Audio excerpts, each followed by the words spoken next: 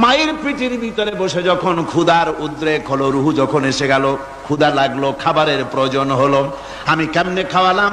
দুনিয়ার কোনো মা বাপ, কোন নেতা, কোন ডাক্তার, কোন চিকিৎসা বিজ্ঞানী মায়ের পেটের সন্তানের খাবার সরবরাহ করতে পারে না। আল্লাহ পাক বলেন তুমি কি খাবে? ব্যবস্থা আমি করেছি।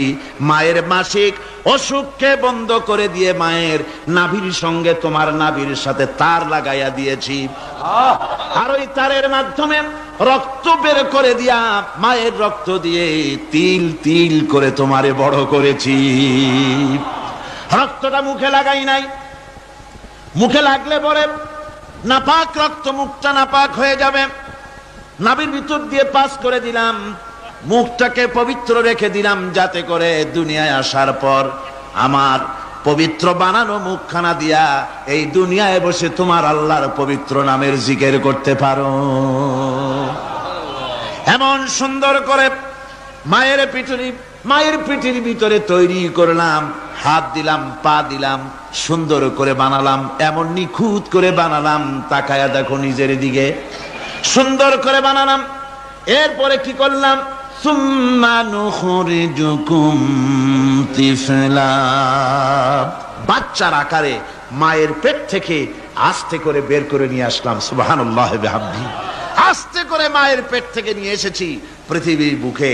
পৃথিবীতে যখন আসলে তখন তোমার অবস্থাটা কি ছিল? ক্ষুধার যন্ত্রণায় যদি মরেও যেতে, কান্দা ছাড়া ভাষা নাই। ভাষা আছে?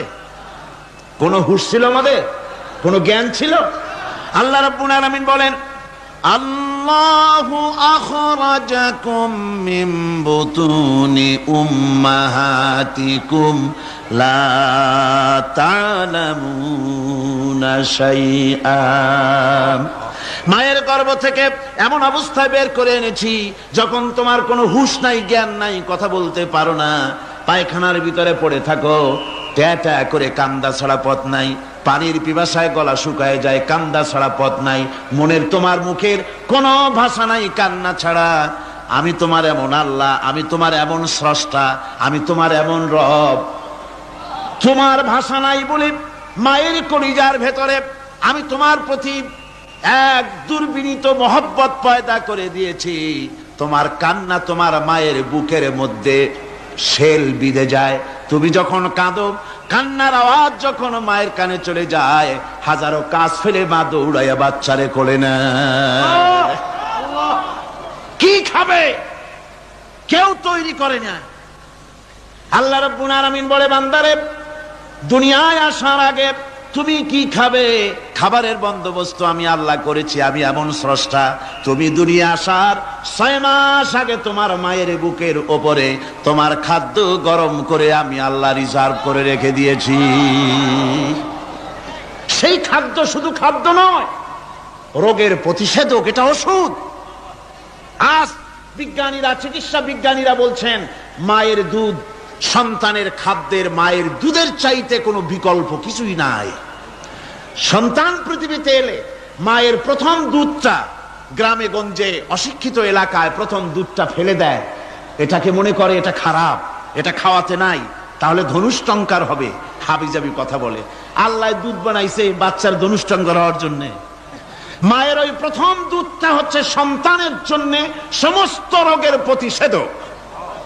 সে ছিল পেটের ভিতরে একটা কাভারের মধ্যে, ওখানে কোনো জার্ম ছিল না, কোনো রোগ জীবাণু ছিল না। ও পৃথিবীতে এসেছে যেখানে অক্সিজেনের ভেতরে জার্ম রয়েছে, বাতাসের ভিতরে জার্ম রয়েছে, যার পরিবেশটা খারাপ হয়ে আছে। মানুষের শ্বাস প্রশ্বাসে, নিঃশ্বাসে হাজারো রোগ জীবাণু ঘুরছে। এই রকমের একটা পৃথিবীতে এসেছে। আসার পরে কচি স্বাস্থ্য, কচি শরীর, কচি হার্ট, কচি লাংস, সেটাকে প্রতিরোধ করবে কি করে? সেজন্য আল্লাহ পাক মায়ের দুধের ভিতরে সমস্ত রোগের প্রতিষেধক দিয়ে দিয়েছেন। সুবহানাল্লাহ। আজকের বিজ্ঞানীরা তা স্বীকার করেছেন। অনেক মা তার সন্তানকে দুধ দেন না, নিজের শরীর স্বাস্থ্য ভালো রাখার চিন্তা করে বাচ্চাকে দুধ খাওয়ান না। এটা অত্যন্ত নির্মম কাজ। বাচ্চাকে দুধ খাওয়ালে বাচ্চার সাথে মায়ের মহব্বত বাড়ে। ইউরোপে, আমেরিকায় মাকে মা বলে ডাকে না, বাপকে শ্রদ্ধা করে না, সম্মান করে না। তার কারণ সেখানে মায়েরা তার সন্তানদেরকে কোলে নেয় না, সন্তানদেরকে ফিডার খাওয়ায়। আর আমি নিজের চোখে দেখেছি মায়েরা ইউরোপে আমেরিকায় যখন শপিং এ আসে, তখন রাস্তায় যখন আসে তখন ওই পুশ চেয়ার গুলিতে বাচ্চাকে শোয়াইয়া বাচ্চা এভাবে পুশ চেয়ারে করে ঠেলে নিয়ে যায়, আর কুত্তার বাচ্চাগুলি কোলে করে ঘুরে বেড়ায়। কুত্তার বাচ্চা কোলে নেয়, নিজের বাচ্চা পুশ চেয়ারে করে ঠেলে। সেই জন্য মায়ের প্রতি সন্তানের মহব্বত হয় না, সন্তানেরও মায়ের প্রতি কোনো শ্রদ্ধা জাগে না। আল্লাহর কি ব্যবস্থা, মায়ের কলিজার মধ্যে মহব্বত পয়দা করে দিয়েছেন আল্লাহ পাক।